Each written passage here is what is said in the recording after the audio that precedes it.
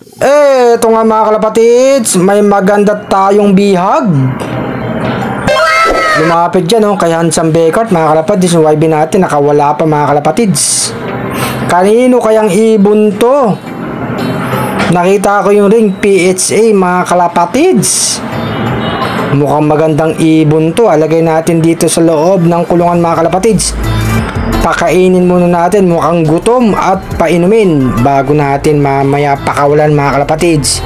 Hindi natin pag-iinteresan yan dahil hindi naman sa atin yan mga kalapatids. Kailangan natin pakawalan mamaya, baka nag-aantay na yung amo niya. Eto mga kalapatids eto na pagkain mo, kumain ka na magandang ibon. Kanino ka kaya? Palagi nilang may naliligaw dito sa loob natin mga kalapatids. Ayan, tumutuka na siya mga kalapatids. Pakainin lang natin mamaya.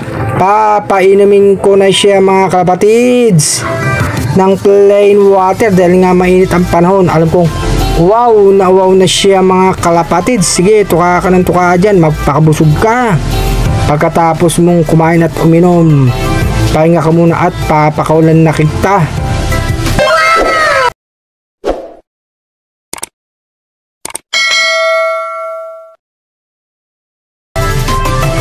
Ito mga kalapatids ang tubig, inom ka na.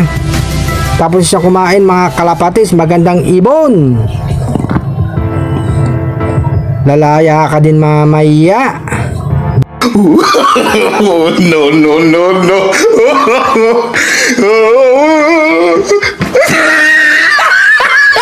Ito mga kalapatids, nakapagpahinga na siya, papalayain ko na siya.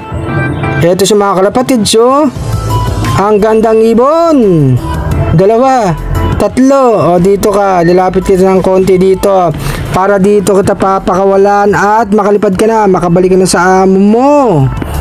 Malamang hinahanap ka na. No. Eto nga mga kalapatids, picture mo tayo sa kanya. Ayan, pakawalan natin mga kalapatids. Ayan, pinilipad ko na mga kalapatids. Sana makabalik ka na sa amo mo. Magandang ibon.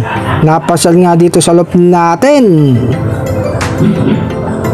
Eto mga kalapatids, ako dito yung isang ibon, pero pinakawalan natin mga kalapatids. Hindi natin dapat pag-interesan yan dahil di naman sa atin yan.